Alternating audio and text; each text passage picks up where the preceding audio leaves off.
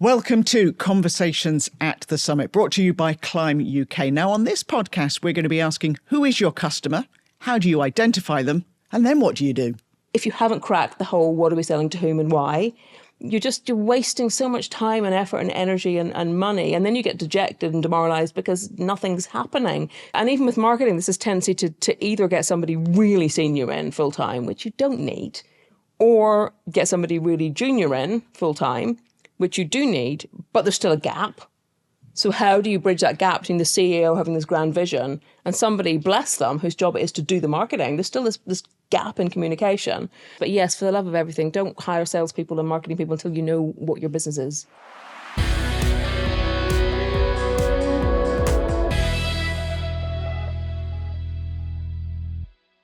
Well, joining us on this episode, we've got Nicky Dibben, who's a Deeptech commercialisation and marketing advisor. We are going to ask a lot about that between now and the end of the podcast. And as ever, I've got alongside us Climb UK's Gordon Bateman. So, Nicky, first question, Deeptech, what is it? How do you define Deeptech?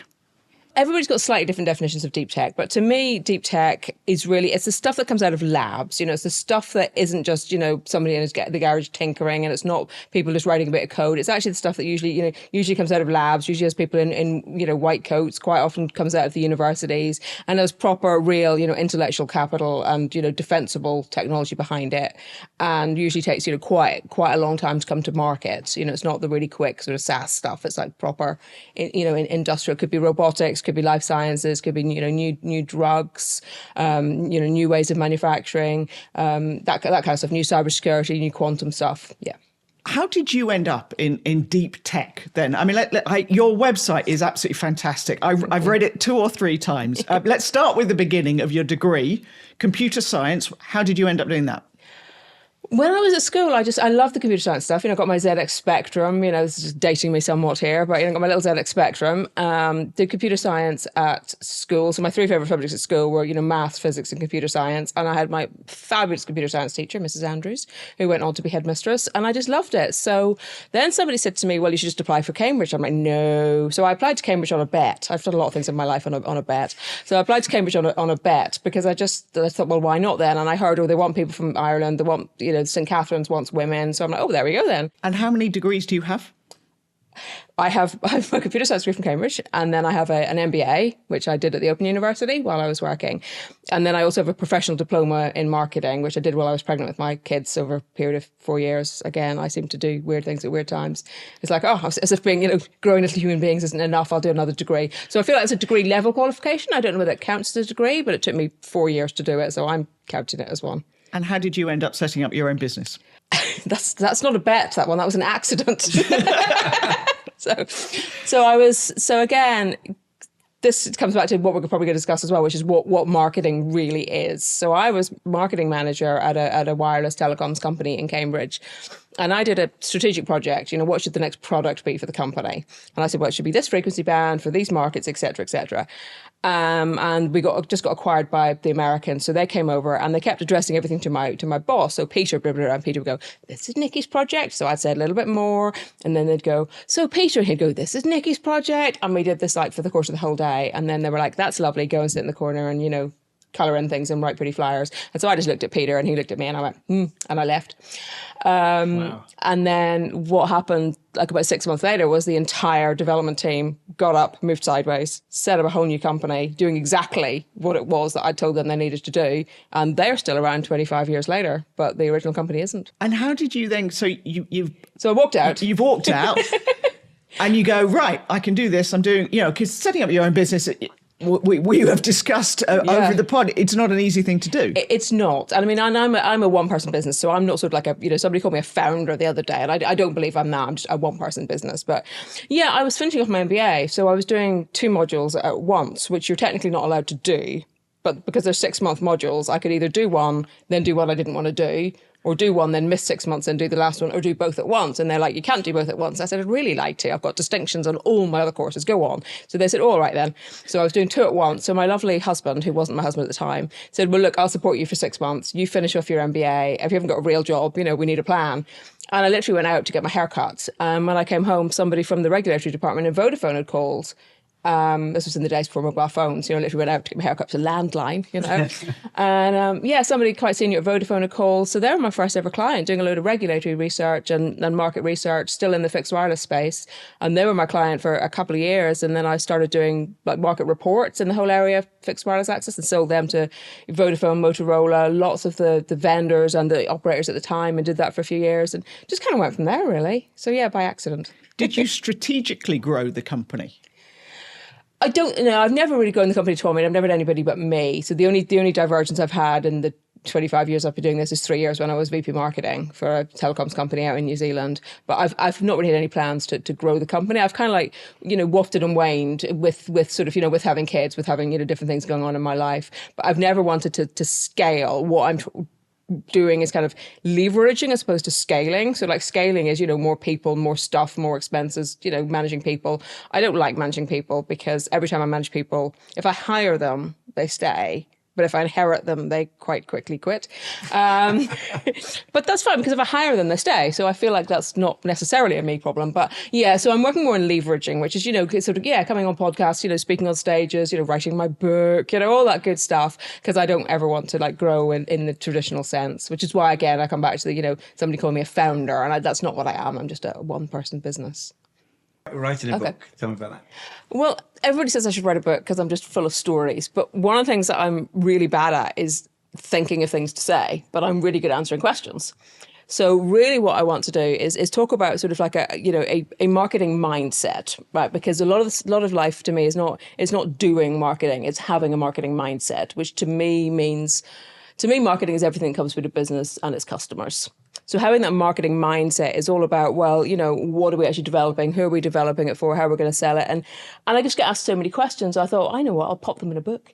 And also I've got my own framework, which is called 360-degree marketing, which I don't need to bang on about. But it's kind of it's basically all the back of house stuff. How do we get the foundations right and you know, decide what market we're in? How do we then get the middle stuff right, which is our positioning and our messaging? And then how do we go out into the outside world? What's our business model? What's our routes to market? And then what's our marketing plan? And that's kind of where I end. So I've got loads of questions around that. And I just thought, well, I'll just pop them all in a little, you know, easy to read reference book with a few stories sprinkled in as well. Amazing. And now I've committed publicly to it, I feel I probably am going to have to do it. 100%. We've got this recorded now. There is no way out now. I'll come to Climb 2026 and I'll throw them out from the stage to everybody that wants them.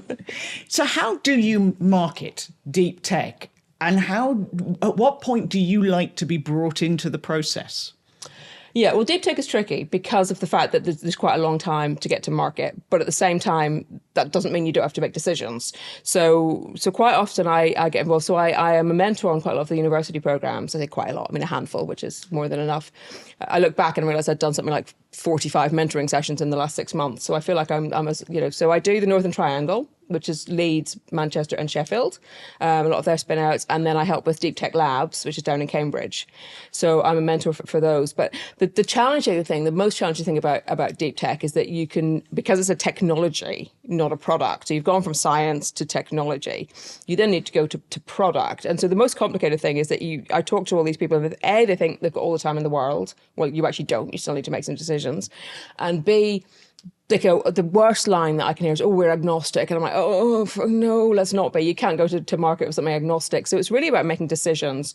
So with the best, love in the world. What do they mean when they say we're agnostic? They mean, well, I'll give you an example. So my mate Rob, who is one of the lead spin outs that I mentored last year, and he won't mind me saying this, I hope, because I've said it to his face. They've got this really sexy plastic, right, which when you stretch it, it gets stronger instead of weaker, which is really quite sexy. And they say things like, well, and to be fair, they're raising money now and they fixed all this, by the way, in case anyone's listening. But originally, it was kind of like, well, look, we've got so many applications. We can be on the leading edge of wind turbine blades and we can be used in foldable mobile phone screens. And I'm going, not in the same sentence, you can't. So it's about picking a beachhead market, which is kind of like where we're going to get started, where we're going to get traction. And the beachhead market is, well, what applications and products can we do that, the beachhead market has to be, big enough to be interesting, but small enough to get in and get traction. So again, with, sort of saying, it's like years ago, people say, oh, I just need to sell to Nokia. And I'm like, yeah, but that's like an all or nothing bet on your company at that point. What's a beachhead market where it's, small enough to to get your foot in, but big enough to be attractive. And so with Deeptech, a lot of it is about going, okay, whoa, we've got this wonderful technology. And yes, you could use it in 14 different ways, but let's look at those 14 ways. Let's narrow it down to a short list of, say, 5. Then let's look at those 5 in more detail. Let's figure out where we think we really are going to get some traction.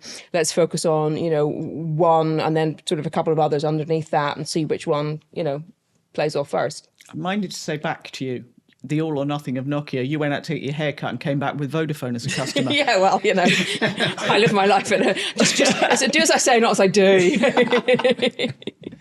So they need to have proven what it can do. Do you find, you're clearly working with some very brilliant people. Do they sometimes find that concept quite tricky? They do, but and I get very grumpy because there's a lot of sort of people then go, well, it's really obvious, it's really easy, and it's really all this stuff. And I'm like, these people are not stupid. In fact, they're the least stupid people I've ever met. They just haven't done this stuff before. And so one of the things I keep saying is, like, nobody's trying to take your technology away from you. What we're trying to do is help you build a product and a business around your technology. And so they find it hard, but not because they're stupid, but because they have not done this before. And so I talk about sort of on the way out of businesses, I translate technology into human, because that's the other thing. You find technical people get very technical and use a lot of technical words, and if they can't explain it to me, then they're not going to be able to explain it to the outside world. But then I also sort of translate marketing to human on the way into a company. So I don't kind of go, well, you need your product market fit and you need your this, that, and the other. It's about, okay, how are we going to identify your customers? How are we going to pick these markets? How are we going to start evaluating them? And it's just about explaining the marketing side of stuff, in sensible language, and then they get it. And mostly, and funnily enough, I wrote an email actually on Valentine's Day, which was called Tough Love, and then my email system broke, but I managed to fix it. And it was basically saying, with the best will in the world, like the world owes you nothing, right? If you're a founder and you want to set up a tech company, it kind of is up to you to go out there and find the help that's available. There's lots of help available. It kind of is up to you to find it. No one's coming to save you, right? And the number of events I've been to, I've literally told people what I do, handed out my business card, said I will always do 30 to 45 minutes for free, no obligation, just helping you unpick a few things. Do you know how many people take me up on that? 0. And this is what prompted me to write my email, because I'm like, if you aren't going to take the help when it's offered to you freely and without any bias, then how are you going to, operate in the real world? Why do you think that is, Nicky? Why do they not do it? I think, well, partly, so I did my 14 steps to tough love on Valentine's Day. And so partly I think people are scared, right? And that's, the lesson there is kind of like, I'm sorry, but get over yourself, right? Because if you can't handle free advice from people who are on your side, the second you go out there in the real world, you're going to be completely in trouble. And the second thing I think is, a lot of time people don't know what to ask. Uh-huh. And this is what we're coming back to what we were saying a few minutes ago about asking questions. And what's really weird is when people don't know what to ask, because I've realized I'm very good at answering questions, but a lot of people don't ask me questions. And I'm like, that's fine. Just launch in with your pitch, launch in with what you're doing as a company. Tell me about your technology, and then I'll answer the questions you haven't asked, because you don't know what questions to ask. So just get out there and bravely go, this is me, this is what I'm doing. This is where we think our technology is going to go. What do you think? Or even don't say what do you think, because I'll tell you what I think. So I think a lot of it is just the fact that people don't know what questions to ask.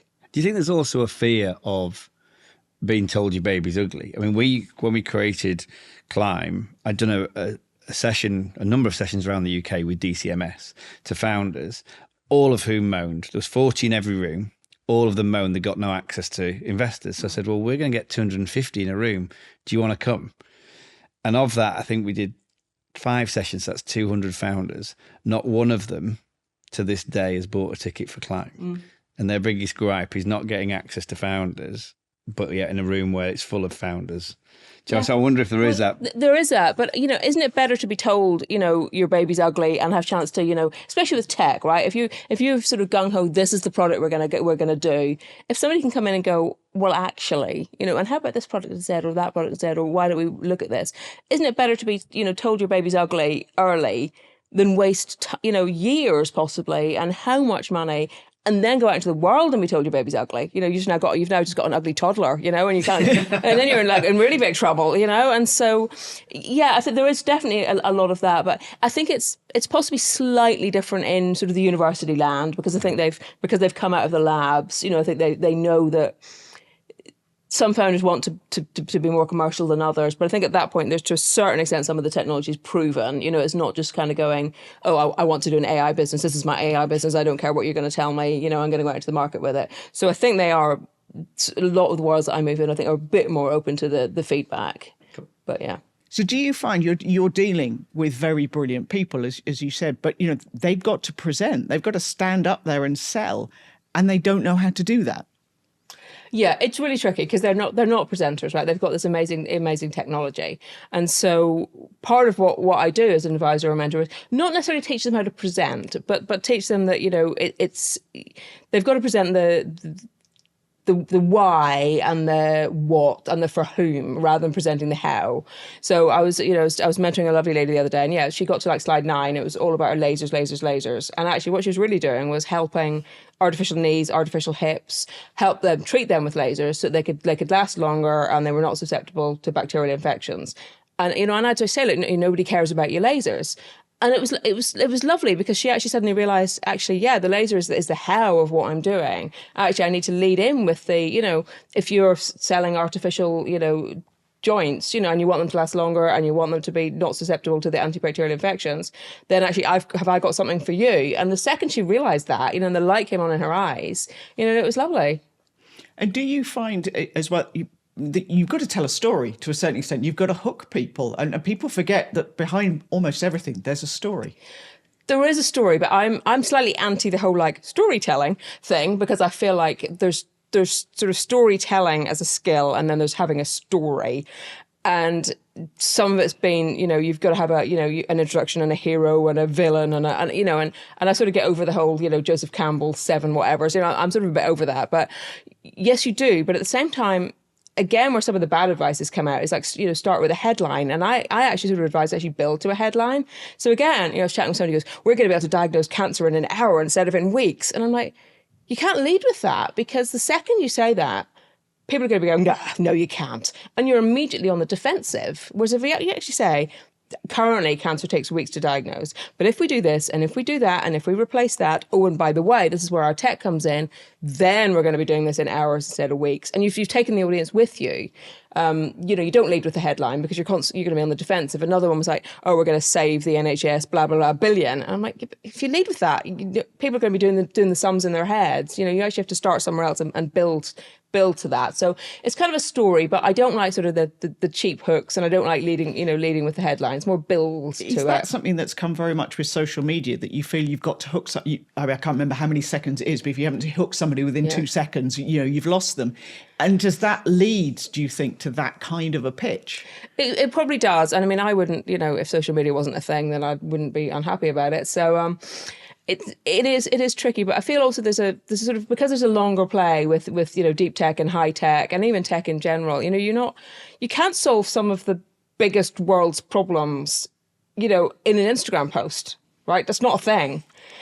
So it is more about developing the relationships and figuring out how you're going to get to market. And so I, for instance, use my social media as like a shop window, really, more than anything else. I write these really long, heartfelt pieces about what I do and why it's important and how it fits in. And I get crickets, and I post a picture of me on a train and like, well, hey, and it's crazy. So yeah, it's about working out where all the different bits fit in. So I feel like social media is useful in that, we're going to this event and we've just published this new paper, but it's never going to sell, especially in a tech world, I don't think.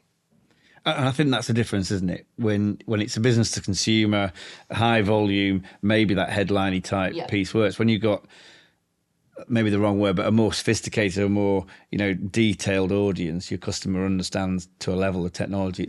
And I think one of the things that you're very good at is that bridging the gap between the real hard-nosed techie and the sophisticated buyer. And that's what I talk a lot about, is it's bridging that gap, between. So again, people talk about from lab to market, right? And I'm like, from lab to market isn't even a real thing. You go from lab to office to traction to market to scale, if you're lucky. So you've got to break down those steps. So you're not going to go straight from lab to market. And also, you're selling big things to risk-averse buyers in risk-averse industries with a long sales cycle. It's all going to be about relationships. And yes, you've got to, develop your tech, and you've got to be able to speak to what's going on and so on. But, social media headlines aren't going to be what, sells some MRI machines. It's just not, not going to be a thing. You must work with some really exciting projects, though, that one day you're looking at them going, one day we're going to change the world. It's not going to be tomorrow, but this could be it. Yeah, and it's brilliant because you see some of them and you're thinking, wow, like the, this, if I do this, but also a lot of them are ideas and sort of, I wouldn't say slideware. I mean, they're obviously more advanced than that because they've been in universities for years. But like the we're going to diagnose cancer in hours rather than weeks. You look at it and you think, yeah, I mean that would be amazing. But that's probably what you've got to get through so many stages, and then it's probably 10 years away, even if it does happen. So it's exciting, but you're also kind of like playing a numbers game to a certain extent because not all of these fabulous technologies are going to make it. And that process, that long game, when you're dealing with people at the beginning, do they understand that, or do they think, I've got this brilliant idea, it's going to be like that? It's a bit of both, and especially the stuff coming out of the universities, they sort of have two different paths they can go down, because one would be to move from academia into the commercial world and be a founder, be a CEO or a CTO, and take that technology with you along the commercialization journey, and then in 5, 6, 10 years, you might have something. But the other way is just licensing. And at that point, from a university perspective, the tech transfer office, takes over and you're licensing your technology out to a bigger player. So in that respect, you might come to market quicker if you can, license some very clever med tech, to one of the med tech device manufacturers or one of the big pharmaceutical companies or whatever it might be. But then you sort of stay in academia because you've actually licensed it away as opposed to taking it through to commercial fruition. So some get it and some don't. But again, it comes down to, with the best will in the world, I can only help the people that want to be helped. Right? I'm not going to forcibly force myself for free on these people. I've got enough people who will happily, take me up on that. So yeah, I think dipping the toe in the commercialization space, like I've just come back from doing, in fact, it was Leeds actually a couple of weeks ago, doing sort of 10 of the businesses that are coming out of, Leeds, Sheffield, Manchester, that triangle. And we had 10 mentors, 10 mentees, and speed dating spinning around the room. And this one I think was okay, but the previous one, apparently, which was in Sheffield, apparently a few people were like going, oh, that was really intense. And I'm like, if you can't cope with 10 sessions of 20 minutes with friendly, helpful people who are all experts in what they do and on your side, do you really think, you're going to be in this for the 10 years it's going to take to, make your dreams reality? I think that tough love stuff needs to happen more. Yeah. I think too many people are chasing the next consultancy fee or the next gig that they don't actually call some of this stuff out. I think one of the frustrations that we see in the market is that doesn't happen, and then it's just too slow. People just end up wasting a lot of time, ending up with the ugly toddler or whatever. So I think that's hugely valuable to say to people, this is tough. Running a business isn't for everyone. You've got to have, the resilience to be able to do that. Yeah, and that's why it's sort of good within the university confines, and not everything at is university, but a lot of it is, because I think they know the support there if they want it, but they also know that they're not going to be forced down that path. It is a choice. Mm-hmm. And, I have conversations and I think people don't realise that it's genuinely hard work. So I had somebody go, well, if we want to do this, how do we do it? And I'm like, well, you do some research, you make a list of 100 people, and you start at number 1 and you keep making phone calls and emails until you get down to number 100, or somebody bites your hand off or gives you a check. Oh, I mean, there's no magic button that I can press for you. There's no silver bullets that I come armed with. You I call it bum glue, right? You literally just have to sit down on your chair and do the work. Mm-hmm. And have you found a change as you've gone along? They talk now of people exchange messages. They don't have a conversation. I know in journalism, they're having a real job with some of the young people coming through. You have to ring them up. And they almost look panic-stricken. Yeah. No, you need to ring them up. No, but I sent them a text. Yeah. No, we need it, And do you find, because that you've got to go and sell, you can't do it by text message. You can't do it on WhatsApp. You've got to go and meet these people. Is that something that you're now finding? I think there's definitely, I don't know whether it's like an age thing or a social media thing, but there's definitely this overall, weirdly, this reluctance to talk to customers. And again, it comes back down to this ugly baby thing. People are terrified of talking to potential customers. And I kind of go, well, you do know it's like just a conversation. And I'm like, you're making notes, not promises, right? When you talk to customers, early stage deep tech, you're just trying to find out what people want, find out what's going on. It's a conversation. I said, so have an opening question. Most people love talking about themselves. So it's not like you got to fill in the gaps. And you're making notes, not promises. It's a conversation. And also you don't have to leap So I love it when people, as I keep saying, your strategy is not the last sentence in the last meeting that the last person said to you, right? We're going to pivot. No, we really don't. So just, calm down and take on board all the feedback you're given. And then it's up to you to look at it and reflect and decide what's moving you forward and what isn't. And yeah, you might find some really interesting pieces of information. But also it's a lovely book by a guy called Ryan Levesque. It's called Ask. And it literally is about this whole just talking to customers. And what I love, my favorite bit from it is you can't ask people what they want. That's not a real thing because nobody knows.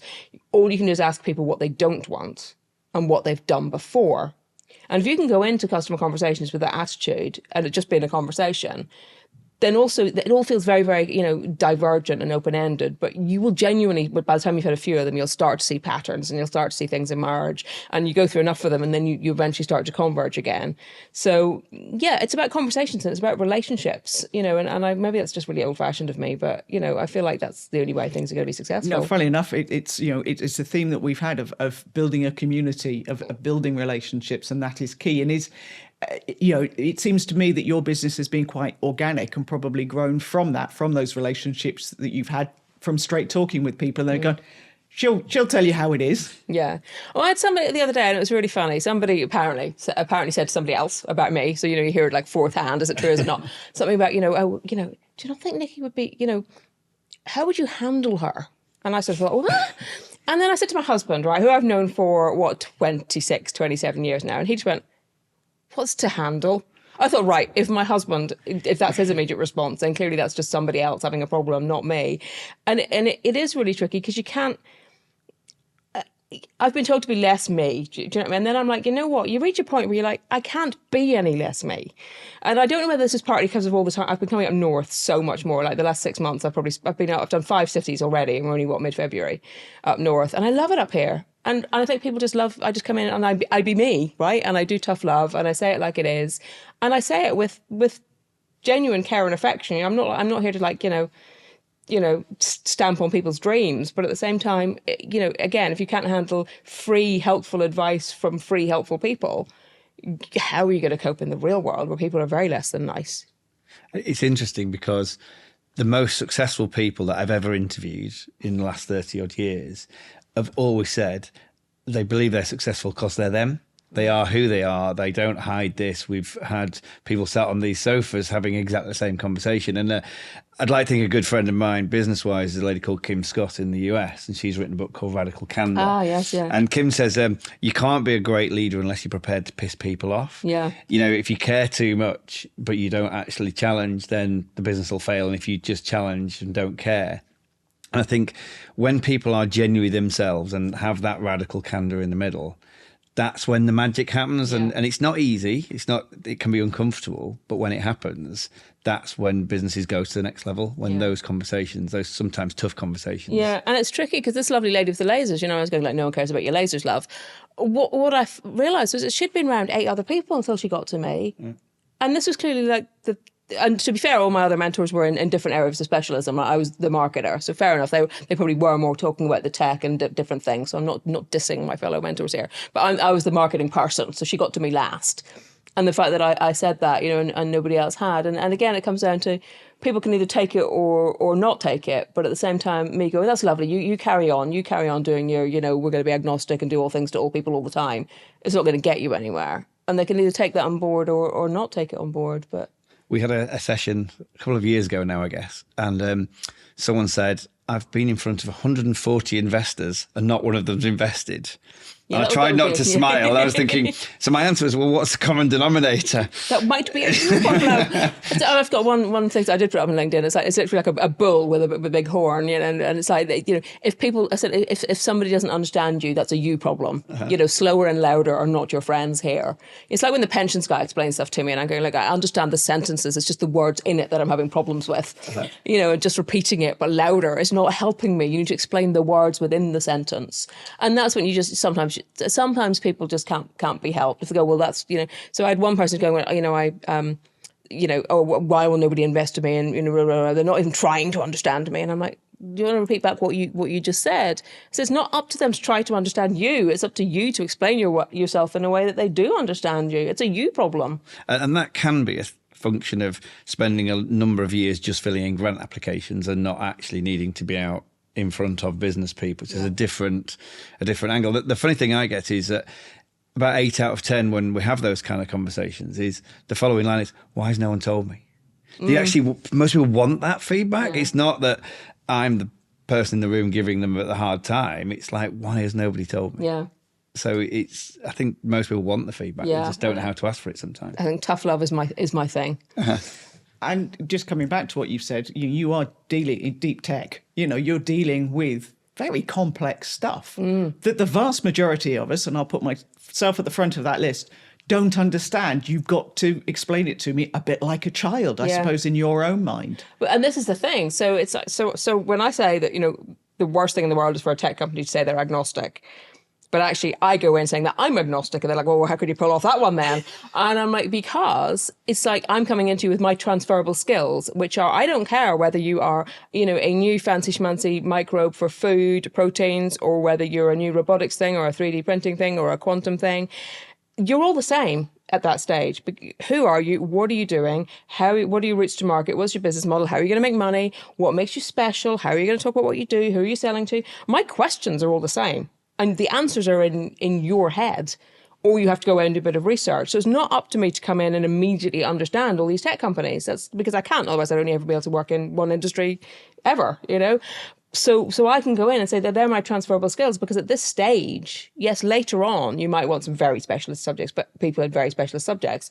But at the early stage, it's all about those real fundamentals. And if you can't explain your technology to me in a way that I understand it, we're very unlikely together to be able to explain it to the real world. And even when you're dealing with really technical people, there's still, you might use language that because it's not quite in their space, or it's something new, because of course that's the other thing about deep tech. A lot of it's new.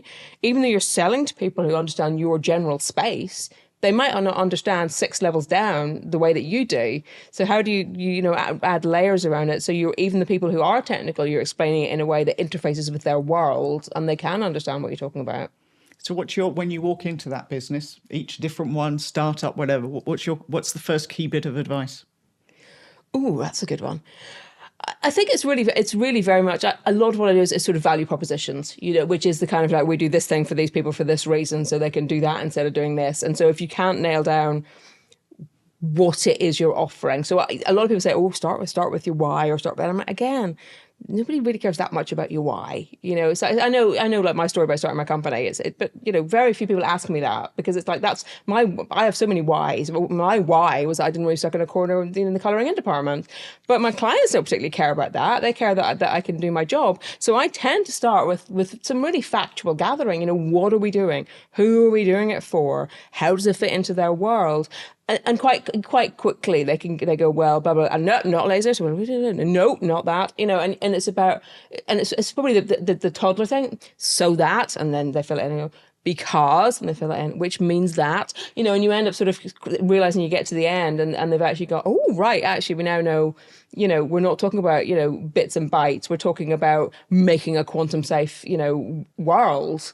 Okay, then we can start to take some of that out into the outside world.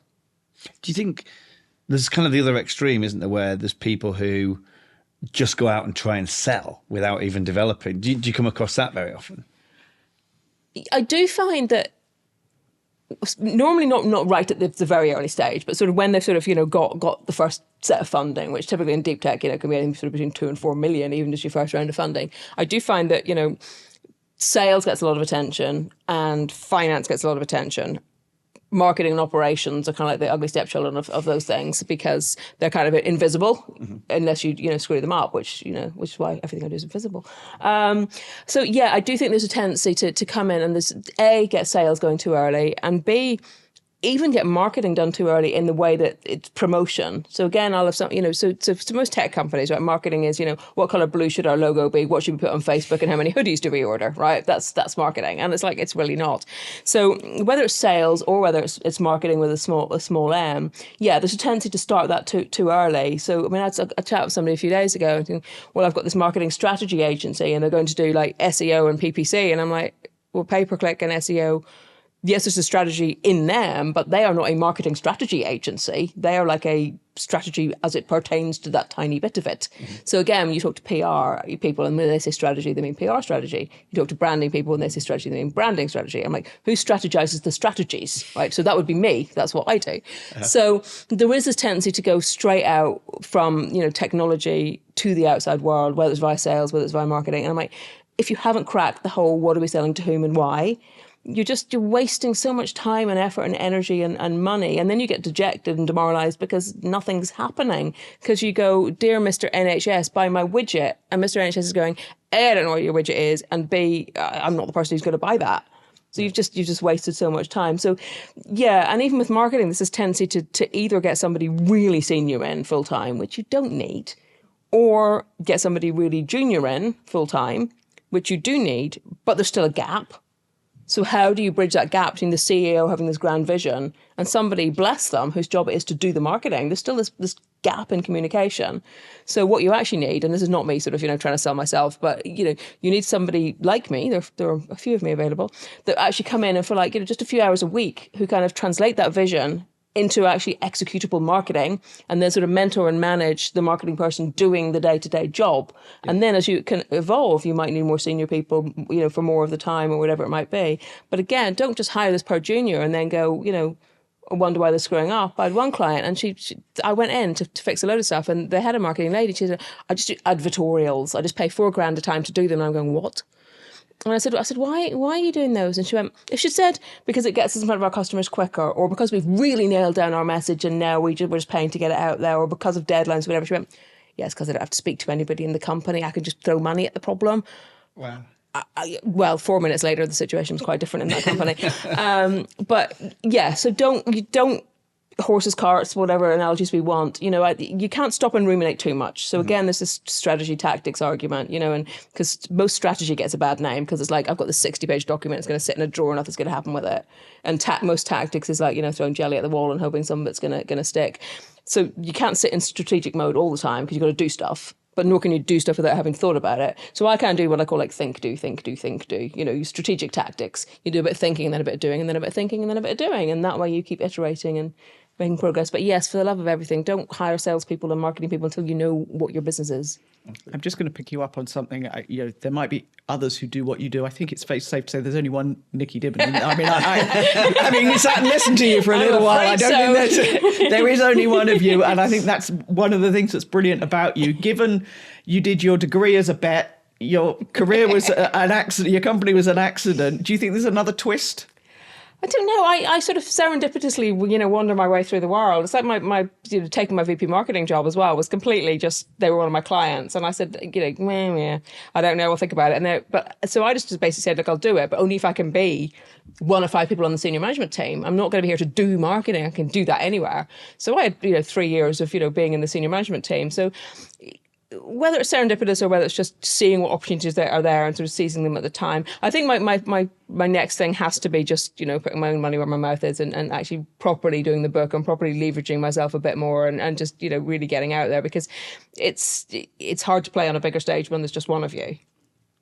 So come Climb 2026, we all want personally signed copies, please. 100%. I think we should definitely have. You see, this is the thing. You've now made this is now constituting a wager, right? Isn't it? 100%. And you like that. And you like that. See, once I've decided what I'm doing, I'm very good at doing it. But until I've made decisions, I do tend to dither around a bit. So, which is why, again, I'm not very good at going, well, I'll write about this and I'll talk about that. But I'm really good at answering questions because you've been asked a question, therefore you answer it.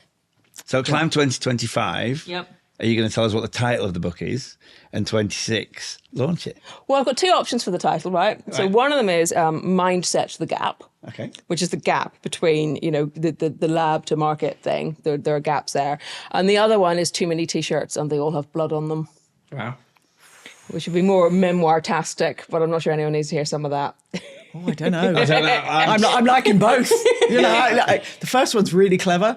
The second one grabs you. Oh, you're the marketing genius. Yeah, well. Over to you, Nicky Dibben. But I don't do sales. It's been absolutely fantastic listening to you. I have learnt a huge amount. Join us again for Conversations at the Summit.